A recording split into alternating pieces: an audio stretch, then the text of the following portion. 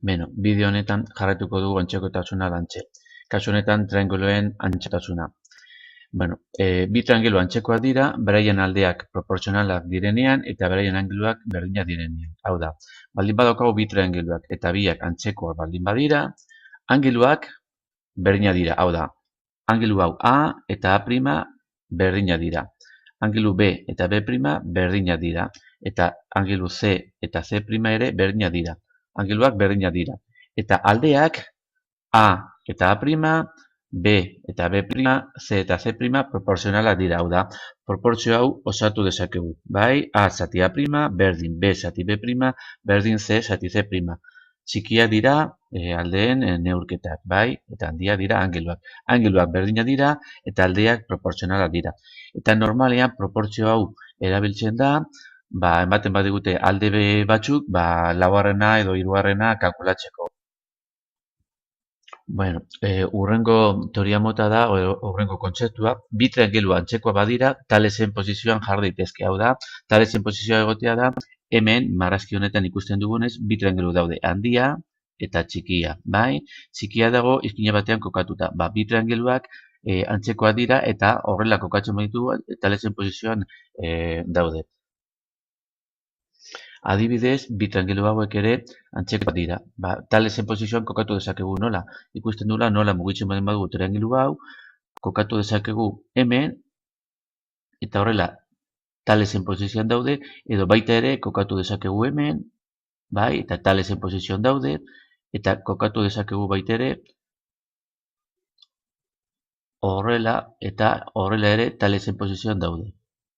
Eta baita ere, baldin badaukagu egoera hau, Thalesen posizioan dauden bi triangeluak antzekoak dira beti. Horrela ikusten baldin badugu bi triangeluk horrela kokatuta, triangelu urdina eta beste handia, horrela kokatuta baldin badaude, derrigorrez antzekoak dira. Zergatik, Thalesen posizioan daudelako, bai? Hau da, bi triangelu Thalesen posizioan jar daitezke antzekoak dira. Beno, teoria gehiago. Triangelu bateko bi angelu beste triangelu bateko bi angeluaren berdina badira, hurren ez hurren, triangelu horiek antzekoak dira. Zergatik, triangelu batean bi aldeak eta beste triangelu batean bi aldeak berdina baldin badira, hirugarren aldea ere berdina izango da. Orduan, bi triangeluak, hiru angeluak berdina baldin badituzte, antzekoak dira. Hau da, hiru angeluek berdin neurtzen dutelako hirurak, eta orduan antzekoak dira. Bueno, beste kontzeptu bat, bi triangelu zuzen antzekoak dira, angelu zorrotz bat berdina badute.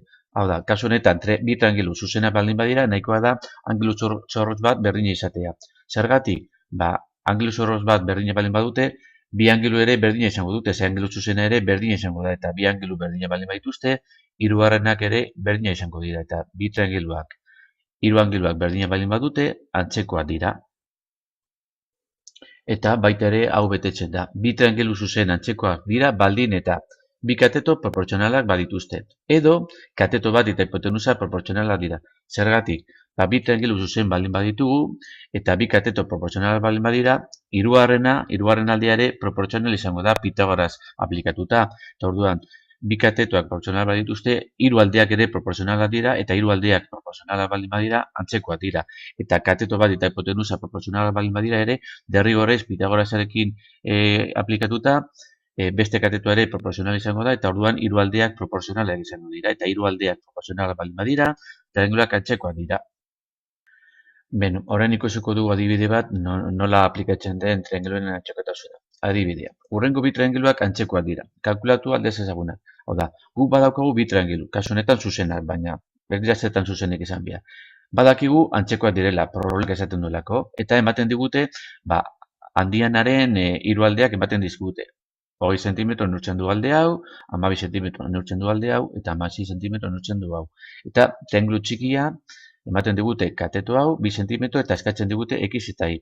Bueno, hasteko lehenengo bi triangeluak posizio berdinean kokatu behar ditugu, bai? Ikusteko alde hau honekin dagokiona, alde hau honekin dagokiona eta alde hau honekin dagokiona. Orduan, lehen esan dugunez, bi triangeluak antzeko baldin badira, aldeak proportzionalak dira. Orduan, proportzioak osatu dezakegu. Lehenengo proportzioa izango da. Alde hau ematen digutena 16 zati alde korrespondentea beste triangeluan. Zati bi, 16 zati bi berdin, alde hau 20 zati alde hau. hogei zati x. Eta hemen dekogu lehenko proportzioa. Eta hau betiko moduan ebazten da. Hau da, isa berdin, hogei bider bi, zati amasei.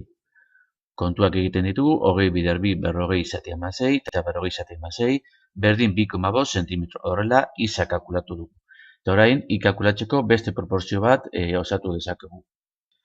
Beno, kasu honetan, proportzioa osatu dezakegu berriro.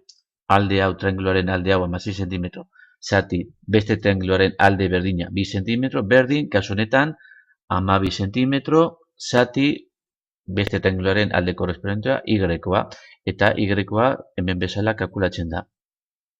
Hau da, y-koa izango da, y-koa berdin, 12 bider bi, zati 16, 12 bider bi, zati 16. Kontuak egiten ditugu, 12 bider bi 24, zati 16, berdin, zatiketa egiten dugu, 1,5 zentimetro. Eta horrela, triangulo honen bi aldeak, isa eta y-koa kalkulatu dugu. Agur.